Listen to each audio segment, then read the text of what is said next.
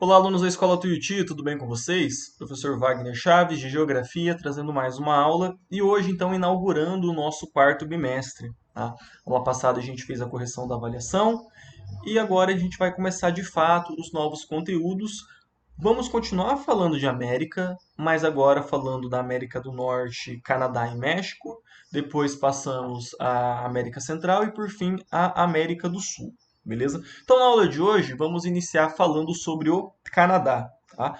Peguem o seu caderno, peguem a sua apostila e me acompanhem em mais essa aula. Bom, pessoal, o Canadá, né? O Canadá é um país muito rico. Ele é um país que tem características muito parecidas com os Estados Unidos, porque a cultura é semelhante, é um país anglo-saxão, ou seja, foi colonizado por ingleses, embora tenha franceses também, a gente vai tratar disso. A economia é muito boa também, é um país que cresce muito, produz muito. O IDH é muito bom. IDH, lembrando, Índice de Desenvolvimento Humano. Leva em consideração qualidade de vida, expectativa de vida, renda média do per capita, tudo isso. Então, o Canadá ele é um país que se destaca em vários índices, tá? E a gente olha para os Estados Unidos, embora seja a maior economia do mundo, uma potência, não apresenta o mesmo IDH que os do Canadá. Então, o Canadá acaba sendo um lugar que tem uma qualidade de vida melhor do que os Estados Unidos, tá bom? Bem, o Canadá ele começa a ser colonizado pelos franceses lá no século XVI, tá? Mil, 1500 e 1550, mais ou menos, tá? Na atual província do Quebec, tá? A gente vai trabalhar as províncias mais para frente. Mas província é o que nós chamamos de estado. Lá eles chamam de província. E no Quebec ainda hoje se fala um francês. Então a gente fala que o Canadá é um país anglo-saxão, ou seja, tem uma língua inglesa, mas tem uma parte que é de língua latina. Mas por conta dessas diferenças históricas, diferenças culturais, mesmo nessa parte latina do Canadá, a gente não pode falar que ele é um país latino, tá? Porque não parece nada com o México, nada com o Brasil, nada com a Argentina, tá bom? Então, após vários anos de conflitos entre França e Inglaterra pelo controle do Canadá, o território então é dividido em dois. É dividido em Canadá inferior e Canadá superior. Pessoal, não tem nada a ver aqui, olha, esse Canadá é superior do que o outro, esse é inferior. Não, nada a ver. Inclusive, não faz nem sentido essa divisão, porque o Canadá inferior era francês e estava mais ao norte, e o Canadá inferior era britânico, e o Canadá superior era britânico e estava mais ao sul. Então, é puramente uma divisão do território. Tá? Bem, então no século XIX ocorre a união entre esses dois territórios, entre tanto o Canadá superior e o inferior. Tá? Então é a união das províncias que hoje nós chamamos de Quebec, aquela província francesa, e a província de Ontário. Ontário, pessoal, não é Otário não, tá? Tomem cuidado aí na hora de falar, beleza? E depois que tem essa união dos dois territórios, começa a expansão para o oeste, assim como os Estados Unidos, tá? Aqui, expansão para o oeste. Então, igual nos Estados Unidos, né? Começa com as 13 colônias, depois vai comprando, comprando, conquistando e chega aqui na outra costa. O Canadá foi a mesma coisa, tá? Essa região aqui de Toronto é Ontário, um pouco aqui para cima é o Quebec, eles se unem e começa então a expansão para o oeste. Assim como nos Estados Unidos, gente, a linha férrea, ou seja, a máquina de ferro, a ferrovia, ela foi muito importante para a conquista do interior do território. E no caso aqui é a Canadian Pacific, tá? Essa linha férrea que é uma das maiores do mundo até hoje. Ela ligava Toronto até Vancouver. Hoje aqui, para vocês verem, né, continua ligando Toronto a Vancouver, passa por Calgary, passa por Winnipeg, Chicago e Nova York, já nos Estados Unidos. Beleza? Então, a construção desse estado de ferro foi muito importante para a colonização dessa outra região aqui do oeste do Canadá, tá bom? Bem, agora falando sobre os seus territórios. O Canadá, ele é o segundo maior país do mundo em território. Ele só está atrás da Rússia. beleza? E ele, como eu falei, é dividido em territórios, o que aqui nós chamamos de estados. Então, pessoal, vamos lá. As províncias são Alberta, Colômbia Britânica, perdão, Manitoba, Nova Brunswick, Terra Nova e Labrador, Nova Escócia, Ontário, Ilha do Príncipe Eduardo, Quebec e Saskatchewan. Não, Saskatchewan. Perdão, é difícil de falar algumas coisas, tá? Saskatchewan. E mais três outros territórios, que são aqui do norte, tá? Yukon, territórios do noroeste, que é um nome super criativo, né? E Nunavut, beleza? Esses aqui são os territórios, as províncias do Canadá. Na política, pessoal, o Canadá, ele, assim como a Inglaterra, ele tem um parlamento bicameral. Então tem Senado e Câmara, e o que organiza um governo parlamentarista, tá? Então, no Canadá não tem presidente, ele tem o primeiro-ministro. O primeiro-ministro do Canadá é essa pessoa que vocês estão vendo aí, o Justin Trudeau. Vocês entendem a diferença entre presidencialismo e parlamentarismo? Não? Eu vou tentar dar uma explicação bem breve aqui então. Nas atuais democracias, a gente tem duas formas de organizar a administração do Estado. Uma através do presidente e outra através do primeiro-ministro, tá? Então, vamos lá, né? Dentro do presidencialismo, a gente tem o presidente, que ele é o chefe do executivo, tá? Que é o caso do Brasil, que é o caso dos Estados Unidos. E ele é eleito pelo voto direto do povo. Então, a cada 4 anos, a gente vai nas urnas e vota para escolher o presidente, no nosso caso, Jair Bolsonaro. Nos Estados Unidos, atualmente é o Trump, mas vai ter eleição daqui a alguns dias nos Estados Unidos. E esse é o presidente, o chefe do executivo, tá? No parlamentarismo, o primeiro-ministro ele pode ser escolhido pelo parlamento. Então as pessoas elegem lá os parlamentares, os senadores e os deputados. Esses deputados e senadores eles fazem uma coalizão, o grupo vencedor, ou seja, quem ganhar mais assentos, quem colocar mais pessoas no partido, eles fazem uma coalizão, ou seja, olha, eu tenho 10 assentos, mas o outro partido ali tem 9, e para eu conseguir governar, eu vou ter que me aliar com aquele que tem 3, tá? Então eles formam uma aliança entre vários partidos, uma coesão, e aí eles indicam uma pessoa para ser o primeiro-ministro, tá? Embora há eleições também onde o primeiro-ministro pode ser escolhido por voto popular.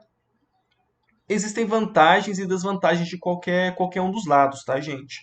É, então, por exemplo, no parlamentarismo, às vezes pode ter a figura do primeiro-ministro e do presidente, cada um exercendo funções diferentes, tá? O primeiro-ministro se encarrega ali das questões mais do governo, enquanto o presidente é um chefe de Estado. A Alemanha é um caso, tá? A Alemanha tem tanto o presidente, que é uma pessoa que eu não lembro o nome, porque não é tão importante para o mundo, tá?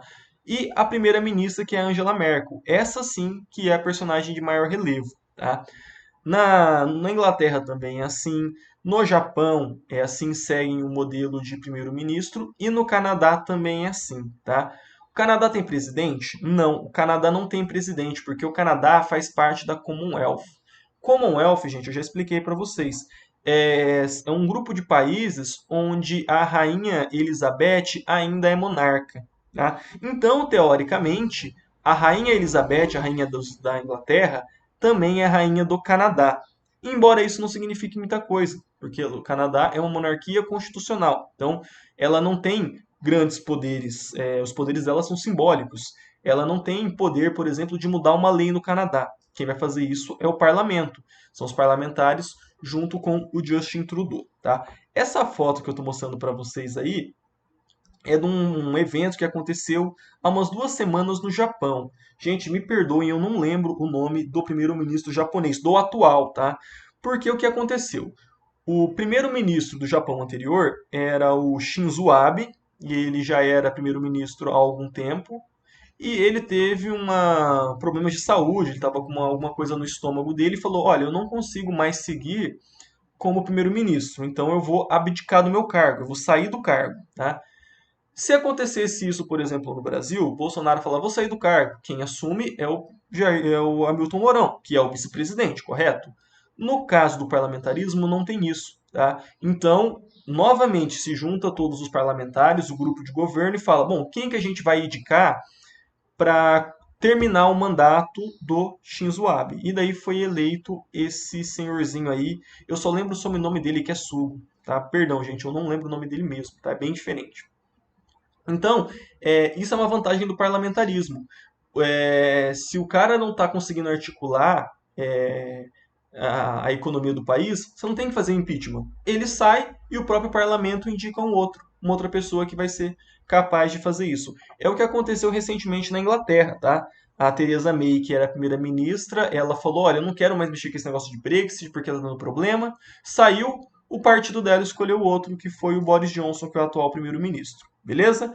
Resumo, pessoal, é mais complexo do que isso, mas é só para a gente entender como funciona a política do Canadá, tá bom?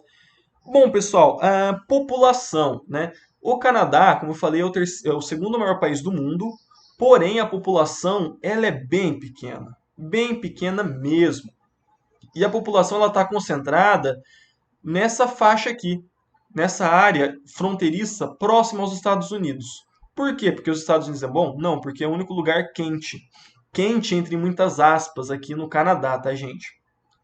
Você ultrapassou aqui o Quebec, metade do Quebec, nos territórios aqui, né? Yukon, territórios do Noroeste e no Nunavut. Gente, aqui é congelado o ano todo, tá? Não tem como se manter aqui. Então a população ela se concentra nessas cidades próximas aos Estados Unidos. Aí tem Toronto, aqui onde está o pontinho, Ottawa, que é a capital, Quebec, Montreal, Winnipeg, Regina, Vitória, Vancouver. Todas essas cidades bem próximas aqui aos Estados Unidos, lembrando, por questões climáticas, tá? É muito frio aqui no norte do Canadá. A população, gente, no Canadá, ela é formada majoritariamente de origem, né, europeia, britânica e de franceses. Então, tanto que uma parte do país fala o francês, que é o Quebec. E apesar do seu tamanho, como eu falei, ele é pouco habitado. E vamos voltar um pouco naquele assunto que eu falei de desemprego. Se o desemprego ele é muito baixo, tá lá menos de 2%, falta mão de obra. É o que acontece no Canadá, tá? Vocês estão vendo aí uma projeção da população do Canadá para 2036, ou seja, daqui a 16 anos, tá? Nessa projeção, estima que até 30% da população do Canadá pode ser formada de imigrantes, tá? Porque falta mão de obra. E isso é um problema para o Canadá? Não, tá? Na abertura do capítulo, tá lá os Estados Unidos fechando a janela, a União Europeia fechando a janela e o Canadá abrindo sua janela falando livre mercado, imigrantes bem-vindos. Por quê? É um país que tem uma economia muito grande, porém depende de imigrantes e eles sabem disso. E eles não vão fechar a porta para esses imigrantes. Então, o processo de entrada para morar no Canadá é complexo, é assim como os Estados Unidos, bem trabalhoso, bem burocrático, mas é muito mais fácil do que os Estados Unidos. Eles não oferecem tantas barreiras para que você vá morar lá, justamente porque falta trabalhador. Então, se falta trabalhador, qual que é a solução? Ou fazer com que as pessoas tenham mais filhos, o que normalmente em países ricos não acontece, a tendência é que ter cada vez menos filhos, ou contratar imigrantes, que é o que o Canadá vem fazendo. Então, hoje, os principais programas de intercâmbio, de bolsas de intercâmbio do Brasil, para aprender inglês, por exemplo, vão para o Canadá, não vão para os Estados Unidos. Porque é mais fácil, é menos burocrático, o imigrante no Canadá ele é aceito. Tá? Então, desses 30% aí, desses futuros 30% de imigrantes, são latinos, são chineses, tá? São gente do mundo todo, porque é um país muito aberto a imigrantes. Tá? E por fim, a gente tem também a população nativa do Canadá, do Canadá, os indígenas do Canadá, que é a população inuit, aquela população esquimó. Esses sim, gente, vivem aqui no Nunavut, vivem na Terra Nova e Labrador, vivem aqui em Yukon, que é essa população que está acostumada a viver nesses ambientes frios, nesses ambientes polares. Aliás, estão bem próximos ali do Círculo Polar Ártico, tá? Então, essa é a população nativa do Canadá, ou seja, os indígenas canadenses. Beleza, pessoal? A aula de hoje, então, é só uma introdução nesse tema sobre Canadá e a gente vai falar um pouco mais sobre a imigração, falar um pouco mais sobre a economia do Canadá nas próximas aulas e também do México. Beleza? Um abraço, bons estudos e até a próxima aula.